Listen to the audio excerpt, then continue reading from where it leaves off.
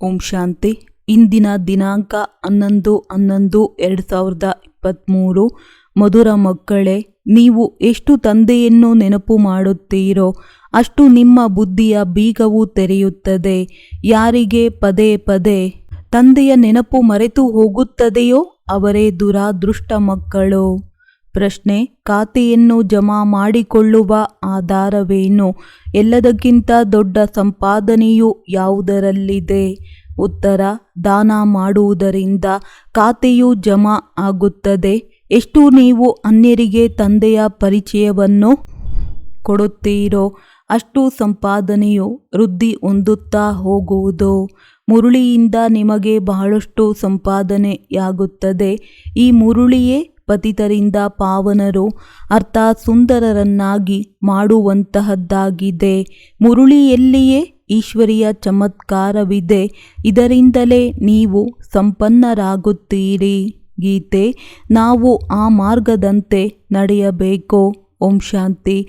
ಆತ್ಮಿಕ ತಂದೆಯು ಮಕ್ಕಳಿಗೆ ತಿಳಿಸುತ್ತಿದ್ದಾರೆ, ಮಕ್ಕಳೇ, ಇದು ಬೀಳುವುದು ಮತ್ತು ಸಂಭಾಲನೆ ಮಾಡಿಕೊಳ್ಳುವ ಮಾರ್ಗವಾಗಿದೆ. ಗಳಿಗೆ ಗಳಿಗೆಯೂ ತಂದೆಯನ್ನು ಮರೆಯುತ್ತೀರೆಂದರೆ ಬೀಳುತ್ತೀರಿ ಎಂದರ್ಥ. ಹಾಗೂ ನೆನಪು ಮಾಡಿದರೆ ಸಂಭಾಲನೆ ಮಾಡಿಕೊಳ್ಳುತ್ತೀರಿ. ಮಾಯೆಯು ತಂದೆಯ ನೆನಪನ್ನು ಮರೆಸಿಬಿಡುತ್ತದೆ, ಏಕೆಂದರೆ ಇದು ಹೊಸ ಮಾತಾಗಿದೆಯಲ್ಲವೇ.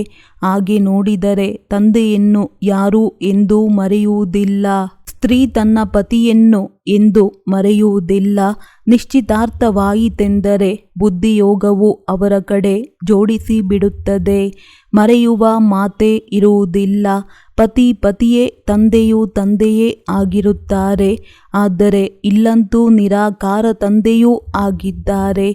ಇವರನ್ನು ಪ್ರಿಯತಮನೆಂತಲೂ ಹೇಳುತ್ತಾರೆ. ಪ್ರಿಯತಮೆಯರೆಂದು ಭಕ್ತರಿಗೆ ಹೇಳಲಾಗುತ್ತದೆ. ಈ ಸಮಯದಲ್ಲಿ ಎಲ್ಲರೂ ಭಕ್ತರಾಗಿದ್ದಾರೆ. ಭಗವಂತನು ಒಬ್ಬರೇ ಆಗಿದ್ದಾರೆ. ಭಕ್ತರಿಗೆ ಪ್ರಿಯತಮೆಯರು, ಭಗವಂತನಿಗೆ ಪ್ರಿಯತಮ ಅಥವಾ ಭಕ್ತರನ್ನು ಬಾಲಕ, ಭಗವಂತನನ್ನು ತಂದೆ ಎಂದು ಕರೆಯಲಾಗುತ್ತದೆ. ಈಗ ಪತಿಯರ ಪತಿ ಅಥವಾ ತಂದೆಯರ ತಂದೆ ಅವರೊಬ್ಬರೇ ಆಗಿದ್ದಾರೆ. ಪ್ರತಿಯೊಂದು ಆತ್ಮನ ತಂದೆ ಆ ಪರಂಪಿತ ಪರಮಾತ್ಮನೇ ಆಗಿದ್ದಾರೆ. ಆ ಲೌಕಿಕ ತಂದೆಯು ಪ್ರತಿಯೊಬ್ಬರಿಗೆ ಬೇರೆ ಬೇರೆ ಇರುತ್ತಾರೆ. ಆದರೆ ಈ ಪಾರಲೌಕಿಕ ಪರಂಪಿತ ಎಲ್ಲ ಆತ್ಮಗಳ ತಂದೆಯೂ ಒಬ್ಬರೇ ಪರಮಾತ್ಮನಾಗಿದ್ದಾರೆ. ಅವರ ಹೆಸರು ಶಿವ ಆಗಿದೆ. ಕೇವಲ ಗಾಡ್ ಫಾದರ್ ಅಬು ಪರ್ವತ ಎಂದು ಬರೆಯುವುದರಿಂದ ಪತ್ರವು ತಲುಪುತ್ತದೆಯೇ? ಹೆಸರಂತೂ ಬರೆಯಬೇಕಾಗುತ್ತದೆ ಎಲ್ಲವೇ.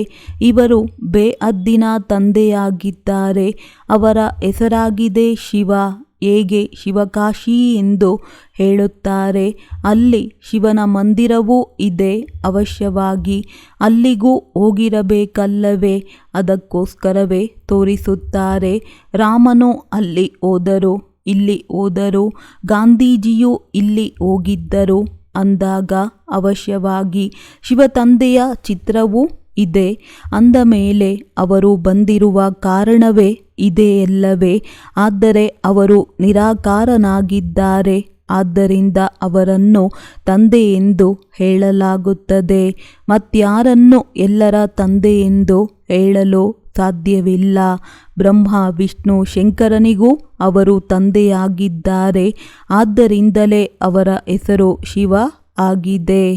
ಕಾಶಿಯಲ್ಲಿಯೂ ಮಂದಿರವಿದೆ. ಉಜ್ಜಯಿನಿಯಲ್ಲಿಯೂ ಸೋಮನಾಥನ ಮಂದಿರವಿದೆ.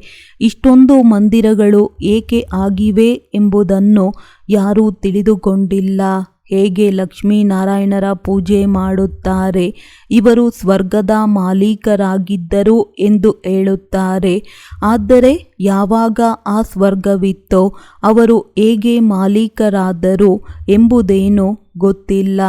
ಪೂಜಾರಿಯು ಯಾರ ಪೂಜೆಯನ್ನು ಮಾಡುತ್ತಾರೆಂದು ಅವರ ಕರ್ತವ್ಯವೇ ಗೊತ್ತಿಲ್ಲವೆಂದರೆ ಇದಕ್ಕೆ ಅಂಧಶ್ರದ್ಧೆ ಎಂದೇ ಹೇಳಲಾಗುತ್ತದೆ. ಇಲ್ಲಿಯೂ ಸಹ ತಂದೆ ಎಂದು ಹೇಳುತ್ತಾರೆ, ಆದರೆ ಪೂರ್ಣ ಪರಿಚಯವಿಲ್ಲ. ಮಾತಾಪಿತರನ್ನು ಅರಿತುಕೊಂಡಿಲ್ಲ. ಲಕ್ಷ್ಮೀನಾರಾಯಣರ ಪೂಜಾರಿಗಳು ಪೂಜೆ ಮಾಡುತ್ತಾರೆ. ಶಿವನ ಮಂದಿರದಲ್ಲಿ ಹೋಗಿ ಮಹಿಮೆ ಮಾಡುತ್ತಾರೆ. ನೀವು ಮಾತಾಪಿತಾ ನಾವು ನಿಮ್ಮ ಬಾಲಕರೆಂದು ಆಡುತ್ತಾರೆ. ಆದರೆ ಅವರು ನಮಗೆ ಹೇಗೆ ಮಾತಾಪಿತರಾಗಿದ್ದಾರೆ, ಯಾವಾಗ ಆಗಿದ್ದರು ಎಂದು ತಿಳಿದುಕೊಂಡಿಲ್ಲ. ಕ್ರಿಶ್ಚಿಯನ್ ಬೌದ್ಧ ಧರ್ಮದವರು ಅವರವರ ಧರ್ಮಸ್ಥಾಪಕರನ್ನು ನೆನಪು ಮಾಡುತ್ತಾರೆ. ಕೇಳಿದ ತಕ್ಷಣ ಕ್ರೈಸ್ಟ್ ಇಂತಹ ಸಮಯದಲ್ಲಿ ಕ್ರೈಸ್ತ ಧರ್ಮದ ಸ್ಥಾಪನೆ ಮಾಡಲು ಬಂದಿದ್ದರು ಎಂದು ಅವರ ಇತಿಹಾಸವನ್ನೇ ತಿಳಿಸುತ್ತಾರೆ. ಆದರೆ ಭಾರತವಾಸಿಗಳು ಯಾರನ್ನು ಪೂಜಿಸುತ್ತಾರೆಯೋ ಅವರು ಯಾರೆಂದು ತಿಳಿದುಕೊಂಡೇ ಇಲ್ಲ. ಶಿವನನ್ನಾಗಲಿ ಬ್ರಹ್ಮ ವಿಷ್ಣು ಶಂಕರರನ್ನಾಗಲಿ ಜಗದಂಬ ಜಗತ್ಪಿತನನ್ನಾಗಲಿ ಲಕ್ಷ್ಮೀ ನಾರಾಯಣನನ್ನಾಗಲಿ ಅರಿತುಕೊಂಡಿಲ್ಲ. ಕೇವಲ ಪೂಜೆ ಮಾಡುತ್ತಿರುತ್ತಾರೆ. ಅವರ ಚರಿತ್ರೆ ಏನೆಂಬುದನ್ನು ಸಹ ತಿಳಿದುಕೊಂಡಿಲ್ಲ.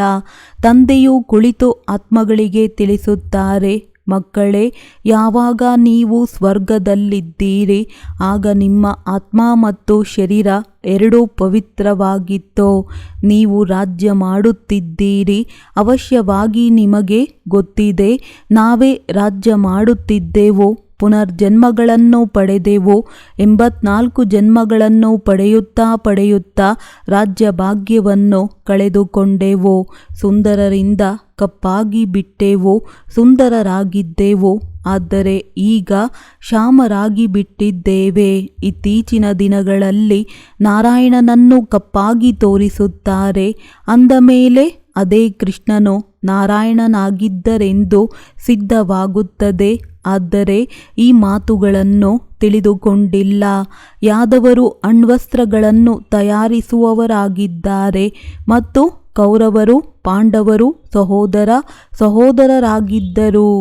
ಅವರು ಆಸುರಿ ಸಹೋದರರು ಮತ್ತು ಇವರು ದೈವಿ ಸಹೋದರರಾಗಿದ್ದರು.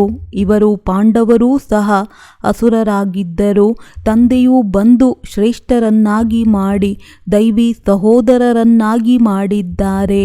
ಇಬ್ಬರು ಸಹೋದರರು ಏನಾದರೂ ಅವಶ್ಯವಾಗಿ ಪಾಂಡವರ ವಿಜಯವಾಯಿತೋ ಕೌರವರ ವಿನಾಶವಾಯಿತೆಂದು ತೋರಿಸುತ್ತಾರೆ. ಬಲೆ ಇಲ್ಲಿ ಕುಳಿತಿದ್ದರೂ ಸಹ ಕೇವಲ ಮೊಮ್ಮ ಬಾಬಾ ಎಂದು ಹೇಳುತ್ತಿರುತ್ತಾರೆ. ಆದರೆ ಅರಿತುಕೊಂಡೇ ಇಲ್ಲ. ತಂದೆಯ ಶ್ರೀಮತದಂತೆ ನಡೆಯುವುದಿಲ್ಲ. ತಂದೆಯು ನಮಗೆ ರಾಜಯೋಗವನ್ನು ಕಲಿಸುತ್ತಿದ್ದಾರೆ ಎಂಬುದನ್ನೇ ತಿಳಿದುಕೊಂಡೇ ಇಲ್ಲ. ಈ ನಿಶ್ಚಯವಿಲ್ಲ. ದೇಹಾಭಿಮಾನಿಗಳಾಗಿರುವ ಕಾರಣ ದೇಹದ ಮಿತ್ರ ಸಂಬಂಧಿಗಳು ಮುಂತಾದವರನ್ನು ನೆನಪು ಮಾಡುತ್ತಾರೆ. ಇಲ್ಲಂತೂ ದೇಹಿ ತಂದೆಯನ್ನು ನೆನಪು ಮಾಡಬೇಕಾಗಿದೆ. ಅಂದ ಮೇಲೆ ಇದು ಹೊಸ ಮಾತಾಯಿತಲ್ಲವೇ? ಇದನ್ನು ಯಾವುದೇ ಮನುಷ್ಯರು ತಿಳಿಸಲು ಸಾಧ್ಯವಿಲ್ಲ. ಇಲ್ಲಿ ಮಾತಾಪಿತರ ಸನ್ಮುಖದಲ್ಲಿ ಕುಳಿತಿದ್ದರೂ ಸಹ ಅರಿತುಕೊಂಡಿಲ್ಲ. ಅಂದ ಮೇಲೆ ಇದು ಆಶ್ಚರ್ಯವಲ್ಲವೇ? ಜನ್ಮವೇ ಇಲ್ಲಾಯಿತು. ಆದರೂ ಸಹ ಅರಿತುಕೊಂಡಿಲ್ಲ. ಏಕೆಂದರೆ ನಮ್ಮ ತಂದೆಯು ನಿರಾಕಾರನಾಗಿದ್ದಾರೆ. ಅವರನ್ನು ಯಥಾರ್ಥ ರೀತಿಯಲ್ಲಿ ಅರ್ಥ ಮಾಡಿಕೊಳ್ಳುವುದಿಲ್ಲ. ಅವರ ಮತದಂತೆ ನಡೆಯದಿದ್ದರೆ ಅಂಥವರು ಆಶ್ಚರ್ಯವಾಗಿ ಓಡಿ ಹೋಗುತ್ತಾರೆ. ಯಾರಿಂದ ಸ್ವರ್ಗದ 21 ಜನ್ಮಗಳ ಆಸ್ತಿಯು ಸಿಗುತ್ತದೆಯೋ ಅವರನ್ನೇ ಅರಿತುಕೊಳ್ಳುವುದಿಲ್ಲ. ಆದ್ದರಿಂದ ಓಡಿ ಹೋಗುತ್ತಾರೆ. ಯಾರು ತಂದೆಯನ್ನು ಅರಿತುಕೊಳ್ಳುತ್ತಾರೆಯೋ ಅವರನ್ನು ಅದೃಷ್ಟವಂತರೆಂದು ಹೇಳಲಾಗುತ್ತದೆ. ದುಃಖದಿಂದ ಬಿಡುಗಡೆ ಮಾಡುವವರು ಒಬ್ಬರೇ ತಂದೆಯಾಗಿದ್ದಾರೆ. ಪ್ರಪಂಚದಲ್ಲಿ ದುಃಖವಂತೂ ಬಹಳ ಇದೆಯಲ್ಲವೇ? ಇದಂತೂ ಭ್ರಷ್ಟಾಚಾರಿ ರಾಜ್ಯವಾಗಿದೆ. ಡ್ರಾಮಾನುಸಾರ 5000 ವರ್ಷಗಳ ನಂತರವೂ ಸಹ ಹೀಗೆಯೇ ಭ್ರಷ್ಟಾಚಾರಿ ಸೃಷ್ಟಿಯಾಗಿತ್ತು. ಅನಂತರ ತಂದೆಯು ಬಂದು ಶ್ರೇಷ್ಠಾಚಾರಿ ಸ್ವರಾಜ್ಯವನ್ನು ಸ್ಥಾಪನೆ ಮಾಡುತ್ತಾರೆ. ನೀವು ಮನುಷ್ಯರಿಂದ ದೇವತೆಗಳಾಗಲು ಬಂದಿದ್ದೀರಿ. ಇದು ಮನುಷ್ಯರ ಪ್ರಪಂಚವಾಗಿದೆ. ದೇವತೆಗಳ ಪ್ರಪಂಚವು ಸತ್ಯಯುಗದಲ್ಲಿರುತ್ತದೆ. ಇಲ್ಲಿ ಪತಿತ ಮನುಷ್ಯರಿದ್ದಾರೆ. ಸತ್ಯಯುಗದಲ್ಲಿ ಪಾವನ ದೇವತೆಗಳಿರುತ್ತಾರೆ. ಈ ಮಾತು ಯಾರು ಬ್ರಾಹ್ಮಣರಾಗಿದ್ದೀರೋ ಅವರಿಗೆ ತಿಳಿಸಲಾಗುತ್ತದೆ. ಯಾರು ಬ್ರಾಹ್ಮಣರಾಗುತ್ತಾ ಹೋಗುತ್ತಾರೆಯೋ ಅವರಿಗೆ ತಿಳಿಸುತ್ತಾ ಹೋಗುತ್ತೇನೆ. ಎಲ್ಲರೂ ಬ್ರಾಹ್ಮಣರಾಗುವುದಿಲ್ಲ. ಯಾರು ಬ್ರಾಹ್ಮಣರಾಗುತ್ತಾರೆಯೋ ಅವರೇ ನಂತರ ದೇವತೆಗಳಾಗುತ್ತಾರೆ. ಬ್ರಾಹ್ಮಣರಾಗದೇ ಇದ್ದರೆ ದೇವತೆಗಳಾಗಲು ಸಾಧ್ಯವಿಲ್ಲ. ಮೊಮ್ಮ ಬಾಬಾ ಎಂದು ಹೇಳಿದರೆ ಬ್ರಾಹ್ಮಣ ಕುಲದಲ್ಲಂತೂ ಬಂದು ಬಿಟ್ಟರು. ಆದರೆ ಎಲ್ಲವೂ ವಿದ್ಯೆಯ ಪುರುಷಾರ್ಥದ ಮೇಲೆ ಆಧಾರವಾಗಿದೆ. ಈಗ ರಾಜಧಾನಿಯು ಸ್ಥಾಪನೆಯಾಗುತ್ತಾ ಇದೆ. ಇಬ್ರಾಹಿಂ, ಬುದ್ಧ ಮುಂತಾದವರ್ಯಾರೂ ರಾಜಧಾನಿಯನ್ನು ಮಾಡುವುದಿಲ್ಲ. ಕ್ರಿಸ್ತನು ಒಂಟಿಯಾಗಿ ಬಂದರು. ಯಾರಲ್ಲಿಯೋ ಬಂದು ಕ್ರಿಶ್ಚಿಯನ್ ಧರ್ಮದ ಸ್ಥಾಪನೆ ಮಾಡಿದರು. ನಂತರ ಕ್ರಿಶ್ಚಿಯನ್ ಧರ್ಮದ ಯಾವ ಆತ್ಮಗಳು ಮೇಲಿದ್ದಾರೋ ಅವರು ಬರುತ್ತಾ ಇರುತ್ತಾರೆ. ಈಗ ಕ್ರೈಸ್ತ ಧರ್ಮದ ಎಲ್ಲ ಆತ್ಮಗಳು ಇಲ್ಲಿಯೇ ಇದ್ದಾರೆ.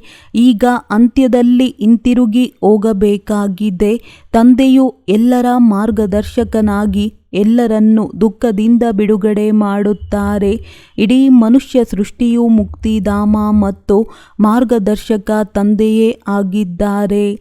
ಎಲ್ಲ ಆತ್ಮಗಳನ್ನು ಹಿಂತಿರುಗಿ ಕರೆದುಕೊಂಡು ಹೋಗುತ್ತಾರೆ.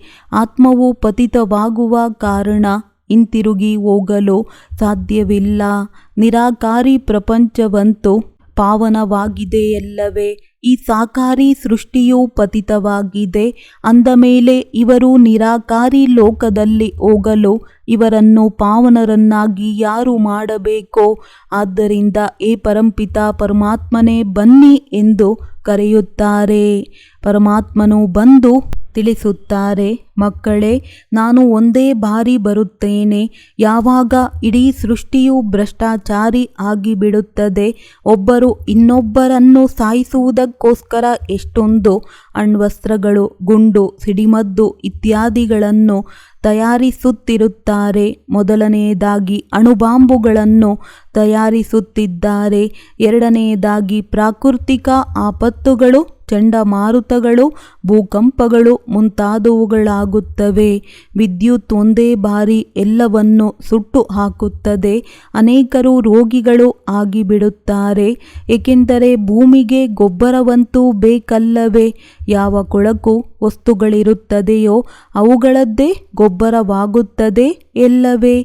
ಇಡೀ ಸೃಷ್ಟಿಗೆ ಪುನಃ ಬಹಳ ಸುಂದರವಾದ ಭೂಮಿ ಫಲವಂತ ಆಗಲು ಗೊಬ್ಬರವಂತೂ ಬೇಕೋ?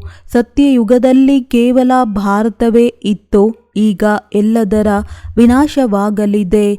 ಆದ್ದರಿಂದ ತಂದೆಯು ತಿಳಿಸುತ್ತಾರೆ, ಮಕ್ಕಳೇ, ನಾನು ಬಂದು ದೈವಿ ರಾಜಧಾನಿಯನ್ನು ಸ್ಥಾಪನೆ ಮಾಡುತ್ತೇನೆ. ಎಲ್ಲರೂ ಸಮಾಪ್ತಿ ಆಗಿಬಿಡುತ್ತಾರೆ. ಬಾಕಿ ನೀವು ಸ್ವರ್ಗದಲ್ಲಿ ಹೋಗುತ್ತೀರಿ. ಸ್ವರ್ಗವನ್ನಂತೂ ಎಲ್ಲರೂ ನೆನಪು ಮಾಡುತ್ತಾರಲ್ಲವೇ? ಆದರೆ ಸ್ವರ್ಗವೆಂದು ಯಾವುದಕ್ಕೆ ಹೇಳಲಾಗುತ್ತದೆ ಎಂದು ಯಾರಿಗೂ ಗೊತ್ತಿಲ್ಲ. ಯಾರೇ ಸಾವನ್ನಪ್ಪಿದರೆಂದರೂ ಸ್ವರ್ಗವಾಸಿಯಾದರೆಂದು ಹೇಳುತ್ತಾರೆ. ಕಲಿಯುಗದಲ್ಲಿ ಯಾರೇ ಶರೀರ ಬಿಟ್ಟರೆ ಪುನರ್ಜನ್ಮವನ್ನು ಕಲಿಯುಗದಲ್ಲಿಯೇ ಪಡೆಯುತ್ತಾರಲ್ಲವೇ? ಮನುಷ್ಯರಲ್ಲಿ ಇಷ್ಟಾದರೂ ಬುದ್ಧಿ ಇಲ್ಲ. ಡಾಕ್ಟರ್ ಆಫ್ ಫಿಲಾಸಫಿ ಮುಂತಾದ ಹೆಸರುಗಳನ್ನು ಇಟ್ಟುಕೊಳ್ಳುತ್ತಾರೆ. ಆದರೆ ಏನನ್ನೂ ತಿಳಿದುಕೊಳ್ಳುವುದಿಲ್ಲ. ಮನುಷ್ಯರು ಮಂದಿರದಲ್ಲಿರುವ ದೇವತೆಗಳಾಗಿದ್ದರು. ಸತ್ಯಯುಗವು ಶಿರಸಾಗರವಾಗಿದೆ. ಕಲಿಯುಗವು ವಿಷಯ ಸಾಗರವಾಗಿದೆ. ಈ ಎಲ್ಲ ಮಾತುಗಳನ್ನು ತಂದೆಯು ತಿಳಿಸುತ್ತಾರೆ. ತಂದೆಯು ಮನುಷ್ಯರಿಗೆ ಓದಿಸುತ್ತಾರೆಯೇ ಹೊರತು ಪ್ರಾಣಿಗಳಿಗಲ್ಲ. ತಂದೆಯು ತಿಳಿಸುತ್ತಾರೆ, ಇದು ಮಾಡಲ್ಪಟ್ಟಿರುವ ನಾಟಕವಾಗಿದೆ. ಎಂತಹ ಸಾಹುಕಾರ ಮನುಷ್ಯರೋ ಅಂತಹ ಉಪಕರಣಗಳೇ ಇರುವುದು. ಬಡವರ ಬಳಿ ಕಲ್ಲು ಗೊಬ್ಬರವಿರುತ್ತದೆ, ಸಾಹುಕಾರರ ಬಳಿಯಂತೂ ಬಹಳ ವೈಭವವಿರುತ್ತದೆ. ನೀವು ಸತ್ಯಯುಗದಲ್ಲಿ ಸಾಹುಕಾರರು ಆಗುತ್ತೀರೆಂದರೆ ನಿಮ್ಮ ವಜ್ರ ರತ್ನಗಳ ಮೆಹಲುಗಳಿರುತ್ತವೆ. ಅಲ್ಲಿ ಯಾವುದೇ ಕೊಳಕಿರುವುದಿಲ್ಲ, ದುರ್ನಾತವಿರುವುದಿಲ್ಲ. ಇಲ್ಲಂತೂ ದುರ್ನಾತವಿರುವ ಕಾರಣ ಅಗರಬತ್ತಿ ಇತ್ಯಾದಿಗಳನ್ನು ಹಚ್ಚಿಡಲಾಗುತ್ತದೆ. ಅಲ್ಲಂತೂ ಹೂಗಳಲ್ಲಿ ಸ್ವಾಭಾವಿಕ ಪರಿಮಳವಿರುತ್ತದೆ. ಅಗರಬತ್ತಿಯನ್ನು ಇಡುವ ಅವಶ್ಯಕತೆಯೇ ಇರುವುದಿಲ್ಲ. ಅದಕ್ಕೆ ಸ್ವರ್ಗವೆಂದು ಹೇಳಲಾಗುವುದು. ತಂದೆಯು ಸ್ವರ್ಗದ ಮಾಲೀಕರನ್ನಾಗಿ ಮಾಡುವುದಕ್ಕೋಸ್ಕರ ಓದಿಸುತ್ತಾರೆ. ನೋಡಿ ಎಷ್ಟು ಸಾಧಾರಣರಾಗಿದ್ದಾರೆ. ಇಂತಹ ತಂದೆಯನ್ನು ನೆನಪು ಮಾಡುವುದನ್ನೇ ಮರೆತು ಬಿಡುತ್ತಾರೆ. ಪೂರ್ಣ ನಿಶ್ಚಯವಿಲ್ಲದಿರುವ ಕಾರಣ ಮರೆಯುತ್ತಾರೆ. ಯಾರಿಂದ ಸ್ವರ್ಗದ ಆಸ್ತಿಯು ಸಿಗುತ್ತದೆಯೋ ಅಂತಹ ಮಾತಾಪಿತರನ್ನು ಮರೆತು ಹೋಗುವುದು ಎಂತಹ ದುರಾದೃಷ್ಟವಾಗಿದೆ. ತಂದೆಯು ಬಂದು ಶ್ರೇಷ್ಠಾತಿ ಶ್ರೇಷ್ಠರನ್ನಾಗಿ ಮಾಡುತ್ತಿದ್ದಾರೆ. ಇಂತಹ ಮಾತಾಪಿತರ ಮತದಂತೆ ನಡೆಯದಿದ್ದರೆ ಅಂಥವರನ್ನು ದುರಾದೃಷ್ಟರೆಂದೇ ಹೇಳಲಾಗುತ್ತದೆ. ನಂಬರ್ ವಾರಂತೂ ಇರುತ್ತಾರಲ್ಲವೇ, ಎಲ್ಲಿ ವಿದ್ಯೆಯಿಂದ ವಿಶ್ವದ ಮಾಲೀಕರಾಗುವುದು, ನೌಕರ ಚಾಕರರಾಗುವುದು ಎಲ್ಲಿ? ನಾವು ಎಲ್ಲಿಯವರೆಗೆ ಓದುತ್ತೇವೆಂದು ನೀವು ತಿಳಿದುಕೊಳ್ಳಬಹುದು. ಅಲ್ಲಿ ಕೇವಲ ಧರ್ಮಪಿತರು ಧರ್ಮ ಸ್ಥಾಪನೆ ಮಾಡಲು ಬರುತ್ತಾರೆ. ಆದರೆ ಇಲ್ಲಿ ನಮಗೆ ಮಾತಾಪಿತರು ಬಂದಿದ್ದಾರೆ. ಏಕೆಂದರೆ ಇದು ಪ್ರವೃತ್ತಿ ಮಾರ್ಗವಾಗಿದೆಯಲ್ಲವೇ. ಪವಿತ್ರ ಪ್ರವೃತ್ತಿ ಮಾರ್ಗವಿತ್ತು, ಈಗ ಅಪವಿತ್ರ ಪ್ರವೃತ್ತಿ ಮಾರ್ಗವಾಗಿದೆ. ಲಕ್ಷ್ಮೀನಾರಾಯಣರು ಪವಿತ್ರರಾಗಿದ್ದರು, ಆಗ ಅವರ ಸಂತಾನರು ಪವಿತ್ರರಾಗಿದ್ದರು. ನಾವು ಏನಾಗಬಹುದೆಂದು ನಿಮಗೆ ಗೊತ್ತಿದೆ. ಮಾತಾಪಿತರು ಎಷ್ಟೊಂದು ಶ್ರೇಷ್ಠರನ್ನಾಗಿ ಮಾಡುತ್ತಾರೆಂದ ಮೇಲೆ ಅನುಕರಣೆ ಮಾಡಬೇಕಲ್ಲವೇ. ಭಾರತವನ್ನೇ ಮಾತಾಪಿತರ ಜನ್ಮಸ್ಥಾನವೆಂದು ಹೇಳಲಾಗುತ್ತದೆ. ಸತ್ಯಯುಗದಲ್ಲಿ ಎಲ್ಲರೂ ಪವಿತ್ರರಾಗಿರುತ್ತಾರೆ, ಇಲ್ಲಿ ಎಲ್ಲರೂ ಪತಿತರಾಗಿದ್ದಾರೆ. ಎಷ್ಟು ಚೆನ್ನಾಗಿ ತಿಳಿಸಲಾಗುತ್ತದೆ. ಆದರೆ ತಂದೆಯನ್ನು ನೆನಪು ಮಾಡದಿದ್ದರೆ ಬುದ್ಧಿಯ ಬೀಗವು ಬಂದ್ ಆಗಿಬಿಡುತ್ತದೆ. ಕೇಳುತ್ತಾ ಕೇಳುತ್ತಾ ವಿದ್ಯೆಯನ್ನು ಬಿಟ್ಟು ಬಿಡುತ್ತಾರೆಂದರೆ ಬೀಗವು ಸಂಪೂರ್ಣ ಬಂದ್ ಆಗಿಬಿಡುತ್ತದೆ. ಶಾಲೆಯಲ್ಲಿಯೂ ನಂಬರ್ ವಾರ್ ಇರುತ್ತಾರಲ್ಲವೇ. ಕಲ್ಲು ಬುದ್ಧಿಯವರು ಹಾಗೂ ಪಾರಸ ಬುದ್ಧಿಯವರೆಂದು ಹೇಳಲಾಗುತ್ತದೆ. ಕಲ್ಲು ಬುದ್ಧಿಯವರು ಏನನ್ನೂ ಅರಿತುಕೊಳ್ಳುವುದಿಲ್ಲ. ಇಡೀ ದಿನದಲ್ಲಿ 5 ನಿಮಿಷಗಳು ತಂದೆಯನ್ನು ನೆನಪು ಮಾಡುವುದಿಲ್ಲ. 5 ನಿಮಿಷಗಳು ನೆನಪು ಮಾಡಿದ್ದರೆ ಅಷ್ಟೇ ಬೀಗವು ತೆರೆಯುತ್ತದೆ. ಹೆಚ್ಚಿಗೆ ನೆನಪು ಮಾಡುತ್ತೀರೆಂದರೆ ಬುದ್ಧಿಯ ಬೀಗವೂ ಸಹ ಅಷ್ಟೇ ಚೆನ್ನಾಗಿ ತೆರೆಯುತ್ತದೆ. ಎಲ್ಲದರ ಆಧಾರವು ನೆನಪಿನ ಮೇಲಿದೆ. ಕೆಲವು ಮಕ್ಕಳು ತಂದೆಗೆ ಪತ್ರ ಬರೆಯುತ್ತಾರೆ, ಪ್ರಿಯ ಬಾಬಾ ಅಥವಾ ಪ್ರಿಯ ದಾದಾ ಎಂದು. ಈಗ ಕೇವಲ ಪ್ರಿಯದಾದ ಎಂದು ಅಂಚೆ ಪೆಟ್ಟಿಗೆಯಲ್ಲಿ ಹಾಕಿದರೆ ಪತ್ರವು ತಲುಪುತ್ತದೆಯೇ? ಹೆಸರಂತೂ ಬೇಕಲ್ಲವೇ. ದಾದಾ ದಾದಿಯರಂತೂ ಪ್ರಪಂಚದಲ್ಲಿ ಅನೇಕರಿದ್ದಾರೆ. ಒಳ್ಳೆಯದು. ಈಗ ದೀಪಾವಳಿಯೂ ಬರುತ್ತಿದೆ. ದೀಪಾವಳಿಯಲ್ಲಿ ಹೊಸ ಖಾತೆಯನ್ನಿಡುತ್ತಾರೆ. ನೀವು ಬ್ರಾಹ್ಮಣರಾಗಿದ್ದೀರಿ.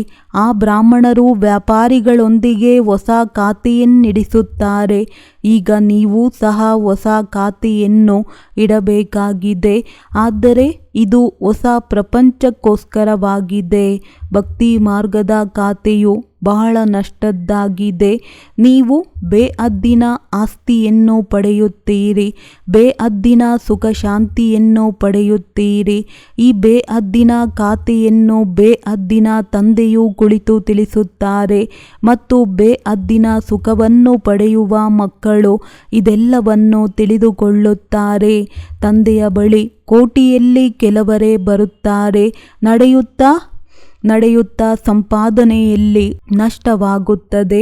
ಎಂದರೆ ಏನು ಜಮಾ ಮಾಡಿಕೊಂಡಿದ್ದೀರೋ ಅದು ಸಹ ಇಲ್ಲದಂತೆ ಆಗಿಬಿಡುತ್ತದೆ. ನಿಮ್ಮ ಖಾತೆಯು ಯಾವಾಗ ನೀವು ದಾನ ಮಾಡುತ್ತೀರೋ ಆಗ ವೃದ್ಧಿಯಾಗುತ್ತದೆ. ದಾನ ಮಾಡದಿದ್ದರೆ ಸಂಪಾದನೆಯೂ ವೃದ್ಧಿ ಹೊಂದುವುದಿಲ್ಲ. ಸಂಪಾದನೆಯ ವೃದ್ಧಿಯಾಗಲೆಂದು ನೀವು ಪುರುಷಾರ್ಥ ಮಾಡುತ್ತೀರಿ. ಯಾವಾಗ ನೀವು ಅನ್ಯರಿಗೆ ದಾನ ಮಾಡುತ್ತೀರಿ, ಲಾಭವನ್ನು ಪಡೆಯುತ್ತೀರಿ, ಆಗಲೇ ವೃದ್ಧಿಯಾಗುವುದು. ಯಾರಿಗಾದರೂ ತಂದೆಯ ಪರಿಚಯವನ್ನು ಕೊಡುತ್ತೀರೆಂದರೆ ಅದು ಜಮಾ ಆಗಿದೆ ಎಂದರ್ಥ. ಪರಿಚಯವನ್ನು ಕೊಡುವುದಿಲ್ಲವೆಂದರೆ ಜಮಾ ಆಗುವುದೂ ಇಲ್ಲ. ನಿಮ್ಮ ಸಂಪಾದನೆಯು ಬಹಳ ದೊಡ್ಡದಾಗಿದೆ. ಮುರುಳಿಯಿಂದ ನಿಮ್ಮ ಸತ್ಯ ಸಂಪಾದನೆಯಾಗುತ್ತದೆ. ಕೇವಲ ಮುರುಳಿಯು ಯಾರದೆಂದು ಗೊತ್ತಾದರೆ ಸಾಕು. ಇದು ಸಹ ನೀವು ಮಕ್ಕಳಿಗೆ ಗೊತ್ತಿದೆ. ಯಾರು ಕಪ್ಪಾಗಿದ್ದಾರೆಯೋ ಪತಿತ ಅವರೇ ಸುಂದರರಾಗುವುದಕ್ಕೋಸ್ಕರ ಮುರುಳಿಯನ್ನು ಕೇಳಬೇಕು. ಮುರುಳಿಯಲ್ಲಿ ಈಶ್ವರಿಯ ಚಮತ್ಕಾರವಿದೆ. ಇದನ್ನೇ ಖುದಾಯಿ ಜಾದೂ ಎಂದು ಹೇಳಲಾಗುತ್ತದೆ. ಅಂದ ಮೇಲೆ ಈ ಮುರುಳಿಯಲ್ಲಿ ಈಶ್ವರಿಯ ಚಮತ್ಕಾರವಿದೆ. ಈ ಜ್ಞಾನವೂ ಸಹ ನಿಮಗೆ ಈಗಿದೆ. ದೇವತೆಗಳಲ್ಲಿ ಈ ಜ್ಞಾನವಿರಲಿಲ್ಲ. ಯಾವಾಗ ಅವರಲ್ಲಿಯೇ ಜ್ಞಾನವಿರಲಿಲ್ಲವೆಂದರೆ ಅಂತ್ಯದಲ್ಲಿ ಜ್ಞಾನವಿರಲು ಹೇಗೆ ಸಾಧ್ಯ? ಶಾಸ್ತ್ರ ಮುಂತಾದವುಗಳು ನಂತರದಲ್ಲಿ ರಚನೆಯಾಗುತ್ತದೆಯೋ ಅವೆಲ್ಲವೂ ಸಮಾಪ್ತಿಯಾಗುತ್ತವೆ. ನಿಮ್ಮ ಈ ಸತ್ಯ ಗೀತೆಯಂತೂ ಬಹಳ ಕೆಲವಷ್ಟೇ ಇದೆ. ಪ್ರಪಂಚದಲ್ಲಂತೂ ಆ ಗೀತೆಗಳು ಅಂದಾಜು ಲಕ್ಷಾಂತರದಲ್ಲಿ ರಚಿಸಲ್ಪಟ್ಟಿದೆ. ವಾಸ್ತವದಲ್ಲಿ ಈ ಗೀತೆಯೇ ಸತ್ಯವಾಗಿದೆ. ಈ ಚಿತ್ರಗಳಿಂದ ಎಷ್ಟು ಅರ್ಥ ಮಾಡಿಕೊಳ್ಳುತ್ತಾರೆಯೋ ಅಷ್ಟು ಆ ಗೀತೆಯಿಂದ ಅರಿತುಕೊಳ್ಳಲು ಸಾಧ್ಯವಿಲ್ಲ. ಒಳ್ಳೆಯದು. ಮಧುರಾತಿ ಮಧುರ ಅಗಲಿ ಹೋಗಿ ಮರಳಿ ಸಿಕ್ಕಿರುವಂತಹ ಮಕ್ಕಳಿಗೆ ಪ್ರೀತಿಯ ಮಾತ್ಪಿತಾ ಬಾಪ್ತಾದರವರ ನೆನಪು, ಪ್ರೀತಿ ಹಾಗೂ ಸುಪ್ರಭಾತ. ಆತ್ಮೀಯ ಮಕ್ಕಳಿಗೆ ಆತ್ಮೀಯ ತಂದೆಯ ನಮಸ್ತೆ. ಧಾರಣೆಗಾಗಿ ಮುಖ್ಯ ಸಾರ: ವಿದ್ಯೆಯನ್ನು ಚೆನ್ನಾಗಿ ಓದಿ ಸ್ವಯಂವನ್ನು ಅದೃಷ್ಟವಂತರನ್ನಾಗಿ ಮಾಡಿಕೊಳ್ಳಬೇಕಾಗಿದೆ. ದೇವತೆಗಳಾಗುವುದಕ್ಕೋಸ್ಕರ ಪಕ್ಕಾ ಬ್ರಾಹ್ಮಣರಾಗಬೇಕಾಗಿದೆ. ದೇಹಿ ತಂದೆಯನ್ನು ನೆನಪು ಮಾಡಲು ದೇಹಿ ಅಭಿಮಾನಿಗಳಾಗಬೇಕಾಗಿದೆ. ದೇಹವನ್ನು ಸಹ ಮರೆಯುವ ಅಭ್ಯಾಸ ಮಾಡಬೇಕಾಗಿದೆ.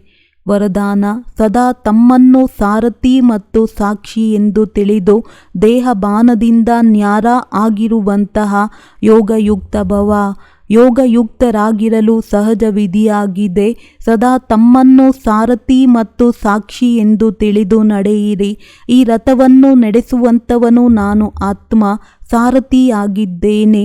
ಈ ಸ್ಮೃತಿ ಸ್ವತಃ ಈ ರಥ ಅಥವಾ ದೇಹದಿಂದ ಅಥವಾ ಯಾವುದೇ ಪ್ರಕಾರದ ದೇಹಬಾನದಿಂದ ಸಾಕ್ಷಿ ಮಾಡಿಬಿಡುವುದು. ದೇಹಬಾನ ಇಲ್ಲದೆ ಹೋದರೆ ಸಹಜವಾಗಿ ಯೋಗಯುಕ್ತ ಆಗಿಬಿಡುವುದು ಮತ್ತು ಕರ್ಮ ಸಹ ಯೋಗಯುಕ್ತವಾಗಿರುವುದು. ಸ್ವಯಂವನ್ನು ಸಾರಥಿ ಎಂದು ತಿಳಿಯುವುದರಿಂದ ಸರ್ವ ಕರ್ಮೇಂದ್ರಿಯ ತನ್ನ ನಿಯಂತ್ರಣದಲ್ಲಿ ಬರುವುದು. ಅವರು ಯಾವುದೇ ಕರ್ಮೇಂದ್ರಿಯಕ್ಕೆ ವಶ ಆಗಲು ಸಾಧ್ಯವಿಲ್ಲ. ಸ್ಲೋಗನ್: ವಿಜಯೀ ಆತ್ಮ ಆಗಬೇಕಾದರೆ ಗಮನ ಮತ್ತು ಅಭ್ಯಾಸ ಇದನ್ನು ಮೂಲ ಸಂಸ್ಕಾರ ಮಾಡಿಕೊಂಡು ಬಿಡಿ. ಒಳ್ಳೆಯದು. ಓಂ ಶಾಂತಿ.